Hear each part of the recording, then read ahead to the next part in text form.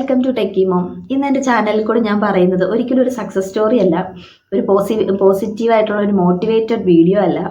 ഞാൻ ഇപ്പോൾ എൻ്റെ ലൈഫിൽ ഫേസ് ചെയ്യുന്ന ഒരു സ്ട്രഗിളിനെ കുറിച്ചാണ്. ഇത് ചെയ്യണോ വേണ്ടിയോ എന്ന് ഞാൻ കുറച്ച് ആലോചിച്ചിരുന്നു. കാരണം ഞാൻ ഈ മോട്ടിവേറ്റഡ് ആയിട്ടുള്ള ഈ പോസിറ്റീവായിട്ടുള്ള കാര്യങ്ങളൊക്കെ മാത്രം സംസാരിച്ചുകൊണ്ടിരുന്നിട്ട് പെട്ടെന്ന് ഈ സ്ട്രഗിളിനെ കുറിച്ചൊക്കെ പറയുമ്പോൾ എന്താണ് അതിനൊരു റിസൾട്ട് എന്തായിരിക്കും എന്നോർത്തിട്ട് ഞാൻ പറയണമെന്ന് ചിന്തിച്ചിരുന്നു. പക്ഷെ ഞാൻ ആലോചിച്ചൊരു കാര്യമാണ്, ഞാൻ എൻ്റെ ലൈഫിലെ ഒരു പ്രത്യേക സിറ്റുവേഷനിൽ എത്തിപ്പെട്ടതാണ് ഈ മൈൻഡ് പവർ എന്നുള്ള ടോപ്പിക്കിലേക്കൊക്കെ. അത് ഞാൻ എൻ്റെ ലൈഫിൽ അപ്ലൈ ചെയ്തിട്ട് വലിയൊരു റിസൾട്ട് എൻ്റെ റിലേഷൻഷിപ്പിൽ, എൻ്റെ ഫാമിലിയിൽ എനിക്ക് നേടിയെടുക്കുകയും അത്രയും നല്ലൊരു ജീവിതം എനിക്ക് ജീവിച്ച് ഇന്നും പോകാനായിട്ട് പറ്റിയിട്ടുമുണ്ട്. അപ്പോൾ ഞാൻ ആ വിജയകഥ ഈ ചാനലിൽ കൂടി ഷെയർ ചെയ്തിട്ടുണ്ട്. അപ്പോൾ ഇപ്പോൾ ഞാൻ നേരിടുന്നത് ഒരു ഫിനാൻഷ്യൽ സ്ട്രഗിളാണ്. അതെന്താണെന്ന് ജസ്റ്റ് ഒന്ന് പറയാമെന്ന് വെച്ചാൽ, അപ്പോൾ ഇത് പറയുമ്പോൾ പലർക്കും തോന്നും ഈ പലരുടെ ഉള്ളിൽ ഈ മാനിഫെസ്റ്റേഷനെ കുറിച്ചും ഈ ലോ ഓഫ് അട്രാക്ഷനെ കുറിച്ചും മൈൻഡ് പവറിനെ കുറിച്ചൊക്കെ കേൾക്കുമ്പോൾ ഇത് നമ്മൾ വരുതിയിൽ കൊണ്ടുവന്നാൽ നമ്മുടെ ലൈഫ് എപ്പോഴും സ്മൂത്ത് ആയിരിക്കുമോ, എപ്പോഴും ഫ്രീ ആയിരിക്കുമോ, ഈസി ആയിരിക്കും, എഫേർട്ട്ലെസ്ലി ഇങ്ങനെ പോകുമോ എന്നൊക്കെ ഒരു ഡൗട്ട് വരില്ലേ? അതിനൊക്കെ ചിലപ്പോൾ ഉത്തരം തന്നേക്കാവുന്ന ഒരു വീഡിയോ ആണ് കേട്ടോ ഇത്. അത്ര വലിയ നെഗറ്റീവ് ഒന്നും അല്ല, അതുകൊണ്ട് ആരും അങ്ങനെ പെട്ടെന്ന് സ്കിപ്പ് അടിച്ച് പോകുമൊന്നും വേണ്ട കേട്ടോ. നെഗറ്റീവ് ആണല്ലോ എന്ന് ഓർത്തിട്ട്. പിന്നെ ഇന്ന് അതിന് മുന്നേ മെയിൻ കാര്യത്തിലേക്ക് വരുന്നതിന് മുന്നേ ഞാനൊരു കാര്യം കൂടി പറയാം. ഇന്ന് യാതൊരുവിധ പ്രിപ്പറേഷനും ഇല്ലാണ്ട് ജസ്റ്റ് ക്യാമറ ഓണാക്കി സംസാരിക്കുന്നു, അത്ര മാത്രമേ ഉള്ളൂ. അതുകൊണ്ട് ചിലപ്പോൾ കുറച്ച് പെർഫെക്ഷനൊക്കെ കുറവായിരിക്കും, നിങ്ങൾ ക്ഷമിക്കണം കേട്ടോ.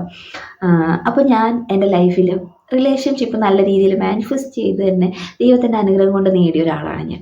അതുപോലെ അത് കഴിഞ്ഞ് പിന്നെ നമ്മൾ അത്യാവശ്യം സ്മൂത്തായിട്ട് നല്ല രീതിയിൽ തന്നെ ജീവിച്ചു പോവുകയായിരുന്നു ഒരു ഏതാനും ആഴ്ചകൾ അല്ലെങ്കിൽ ഏതാനും ദിവസങ്ങൾ വരെ കേട്ടോ. അപ്പോൾ പെട്ടെന്ന് നമ്മളൊരു ബിസിനസ് ഫാമിലിയാണ്. എൻ്റെ ഹസ്ബൻഡ് ഒരു ബിസിനസ്സുകാരനാണ്. അപ്പോൾ ആൾക്ക് നമ്മുടെ തൃശ്ശൂർ ഹൈവേയിൽ തന്നെ ഒരു പ്രോപ്പർട്ടി ഉണ്ട്. അപ്പോൾ അവിടെ അദ്ദേഹം ഇത്ര നാൾ പണിയെടുത്ത കാശ് മുഴുവനും കൊണ്ടുപോയിട്ട് വലിയൊരു എമൗണ്ട്, ഒരു ഹ്യൂജ് എമൗണ്ട് മുടക്കി അത്യാവശ്യം നല്ലൊരു ബിൽഡിങ് പണിതിട്ടിട്ടുണ്ട്. അപ്പോൾ അവിടെ ഒരു റെസ്റ്റോറൻറ്റ് ഉണ്ടായിരുന്നു, ഒരു കാർ സർവീസ് സ്റ്റേഷൻ ഉണ്ടായിരുന്നു, പിന്നെ അതിൻ്റെ മുകളിൽ ഈ റൂംസും ഒക്കെ ആയിട്ട് ഒരു സെറ്റപ്പൊക്കെ ആയിട്ട് അത്യാവശ്യം നല്ല രീതിയിലുള്ള ഒരു ബിൽഡിംഗ് ഒക്കെ ഉണ്ടായിരുന്നു. അപ്പോൾ അതിനകത്ത് തന്നെ നമ്മളത് റെൻറ്റിന് കൊടുത്തേക്കുമായിരുന്നു. അപ്പോൾ അത്യാവശ്യം വലിയൊരു എമൗണ്ട് തന്നെ നമുക്ക് അതിനകത്ത് മാസം റെൻ്റായിട്ട് കിട്ടിയിട്ടുമുണ്ട്.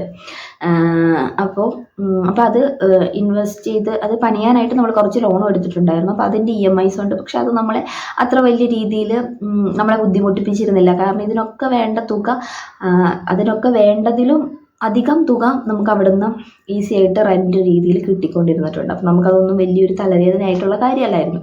ഇത് കറക്റ്റായിട്ട് റെൻറ്റ് റെൻറ്റ് തരുന്നവരുടെ കയ്യിൽ നിന്ന് വാങ്ങുക ഒരു ടെൻഷൻ മാത്രം നമ്മുടെ ലൈഫിൽ ടെൻഷനല്ല, ആ ഒരു കാര്യം, ആ ഒരു ഉത്തരവാദിത്തം മാത്രമേ നമുക്കുണ്ടായിരുന്നുള്ളൂ. അപ്പോൾ നമ്മൾ അത്യാവശ്യം നല്ല രീതിയിൽ ജീവിച്ചു പോവുകയായിരുന്നു.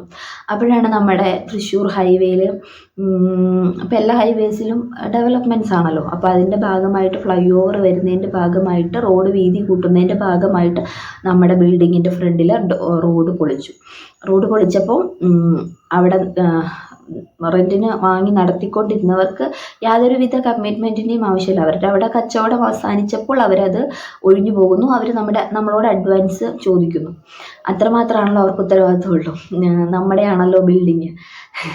അപ്പോൾ നമുക്ക് ഒരു ഓവർനൈറ്റിൽ ഇത് ഒരു മുന്നറിയിപ്പുമില്ലാണ്ട് ഒരു ദിവസം പെട്ടെന്ന് ഹൈവേക്കാർ വന്ന് റോഡ് പൊളിച്ചു കേട്ടോ. അപ്പോൾ ഒരു ഓവർനൈറ്റിൽ അവർ നമ്മുടെ റെൻറ്റ് വാങ്ങിയിരുന്നവർ കട അവസാനിപ്പിക്കുന്നു. അപ്പോൾ അങ്ങനെ അവസാനിപ്പിച്ചപ്പോൾ നമ്മുടെ ഇൻകം പെട്ടെന്നൊരു ഓവർനൈറ്റിൽ അവസാനിക്കുന്നു. അപ്പോൾ ഇവിടെ EMIs ഉണ്ട്, കുട്ടികളുണ്ട്, നമ്മുടെ ഡെയിലി ലൈഫ് സർവൈവൽ ഇതെല്ലാം സ്മൂത്തായിട്ട് പോയിക്കൊണ്ടിരുന്നത് ഈ ഒരു കാര്യത്തിനെ ബേസ് ചെയ്തുകൊണ്ടായിരുന്നു. അപ്പോൾ ഓഫ് കോഴ്സ് നമ്മൾ ഫിനാൻഷ്യൽ സ്ട്രഗിളിലാകുന്നു. നമ്മളത് ബാധിച്ചു. അപ്പോൾ നമ്മൾ എത്രയൊക്കെ അപ്പോൾ നമ്മുടെ ലൈഫ് ഇതിനകത്ത് പറയുക വെച്ചാൽ നമ്മൾ ഈ മൈൻഡ് പവറും കാര്യങ്ങളൊക്കെ എന്നോട് ചുറ്റുമുള്ളവരൊക്കെ ചോദിച്ചു. പിന്നെ ഉള്ളിൽ എനിക്ക് തന്നെ തോന്നി, നമ്മളിതൊക്കെ ഫോളോ ചെയ്ത് നമ്മളിങ്ങനെ ഇതായിട്ടിരുന്നിട്ടും എൻ്റെ ലൈഫിലും ഇങ്ങനെ വന്നു. ഓഫ് കോഴ്സ് വന്നു. അത് റിയാലിറ്റിയാണ്, ഞാൻ അക്സെപ്റ്റ് ചെയ്തേ പറ്റത്തുള്ളൂ. അത് എന്തുകൊണ്ടായിരിക്കാം, എൻ്റെ ചിന്തകൾ കൊണ്ട് തന്നെയായിരിക്കാം, അതും ഞാൻ അക്സെപ്റ്റ് ചെയ്യുന്നു. അപ്പോൾ ഇതൊക്കെ വെറുതെ ആയിരുന്നു. അടുത്ത ക്വസ്റ്റ്യൻ കേട്ടോ. അപ്പോൾ ഇപ്പം എനിക്ക് പറയാനുള്ള ഉത്തരം വെറുതെ ആയിരുന്നു എന്ന് എന്നെ കണ്ടിട്ട് തോന്നുന്നുണ്ടോ? കാരണം ഇത്ര വലിയൊരു ഇത് വന്നിട്ടും ഞാനിവിടെ ഇങ്ങനെ നിൽക്കുന്നുണ്ട്, എൻ്റെ ഹസ്ബൻഡ് നിൽക്കുന്നുണ്ട്. ആള് നമ്മൾ ഇപ്പോൾ ഈ രീതിയിൽ ആള് സ്വപ്നം കാണുന്നത് ഭയങ്കര വൈഡായിട്ട് കേട്ടോ. ആളുടെ സ്വപ്നങ്ങൾ അത്രയും വലിയ സ്വപ്നങ്ങളാണ്. ആളിപ്പോഴും ഇന്നും അതിനു വേണ്ടി പരിശ്രമിച്ചുകൊണ്ടിരിക്കുകയാണ്. ഓക്കെ, അങ്ങനെ ഒരു സിറ്റുവേഷൻ വന്നു, അത് നമുക്ക് അതിന് വേണ്ടി എന്തൊരു പ്രോബ്ലം ആണെങ്കിലും അതിന് സൊല്യൂഷൻ ഉണ്ടായിരിക്കുമല്ലോ. അപ്പോൾ ആ സൊല്യൂഷൻ തേടിക്കൊണ്ടിരിക്കുകയാണ്. ബാക്കിയൊക്കെ വരുമ്പോൾ നമ്മൾ ഫേസ് ചെയ്യുക, അത്ര തന്നെ ഉള്ളൂ. അപ്പോൾ അതിന് വേണ്ടിയിട്ടുള്ള സൊല്യൂഷൻ ഒരു സൈഡിൽ നോക്കുന്നു, ഒരു സൈഡിൽ അടുത്തൊരു ഇൻകം കൂടി നമ്മുടെ ലൈഫിലേക്ക് കൊണ്ടുവരാനായിട്ട് ശ്രമിച്ചുകൊണ്ടിരിക്കുന്നു. അതൊക്കെ അതിൻ്റെ സൈഡിൽ കൂടെ പോകുന്നു. അപ്പോൾ ജസ്റ്റ് എനിക്ക് പറയാനുള്ളത്, അപ്പോൾ ഈ പറഞ്ഞതും ഈ ചെയ്തതും ഒക്കെ വെറുതെ ആയോ എന്നൊരു ക്വസ്റ്റ്യൻ വലിയ രീതിയിൽ വരും. ചിലപ്പോഴൊക്കെ നമ്മുടെ ഉള്ളിൽ തന്നെ വരും. അപ്പോൾ എനിക്ക് പറയാനുള്ള ഉത്തരം എന്ന് പറഞ്ഞാൽ ഒരിക്കലും വെറുതെ ആയില്ല. ഈ മൈൻഡ് പവറും ഈ കാര്യങ്ങളും ഈ രീതിയിലുള്ള ചിന്തകളും ഒക്കെ വന്നതുകൊണ്ടാണ് ഞാൻ എന്നും ഇത്രയും ചിരിച്ചുകൊണ്ട് ഈ ക്യാമറയുടെ മുമ്പിൽ നിൽക്കുന്നതും ഇന്നും ഞാൻ ജീവിക്കുന്നതും അല്ലേ. കാരണം അപ്പോൾ എനിക്ക് പറയാനുള്ളത്, ഈ ഒരു രീതിയിലുള്ള ഈ മൈൻഡ് പവറും ഈ ലോ ഓഫ് അട്രാക്ഷനും ഒന്നും ഒരു മാജിക്കൊന്നുമല്ല. നമ്മൾ ഏതൊരു ഇരുട്ടിലാണേലും സ്ട്രോങ് ആയിട്ട് നിൽക്കാൻ, നമ്മളെ നിർത്താനായിട്ടുള്ളൊരു ശക്തിയാണ് ആ ഒരു സംഭവമാണ് ഇതൊക്കെ എന്ന് എന്ന് തെളിയിക്കുകയാണ് എൻ്റെ ജീവിതം. ഇപ്പോൾ നമ്മൾ വിചാരിക്കുന്നത് ഒരു മാജിക് ആയിട്ടൊരു ഡ്രീം പോലെ നമ്മുടെ ലൈഫ് ഇതെല്ലാം യൂസ് ചെയ്താൽ പോകും എന്ന് അല്ല ഇതിൻ്റെയൊക്കെ അർത്ഥം. നമ്മൾ ഏതൊരു സിറ്റുവേഷൻ വന്നാലും നമ്മൾ ഭയങ്കര പാനിക്കാവില്ല. ഒരു സിറ്റുവേഷൻ കാണുമ്പോൾ നമ്മൾ പാനിക്കാവില്ല. നമ്മുടെ മൈൻഡ് അത്രയും പ്രിപ്പയർ ഉണ്ടാകും നമ്മൾ ഈ രീതിയിലൊക്കെ ഫോളോ ചെയ്ത് നമ്മുടെ ലൈഫ് കൊണ്ടുപോയിട്ടുണ്ടെങ്കിൽ. അപ്പോൾ നമ്മൾ ഒരിക്കലും തകർന്നു പോവില്ല.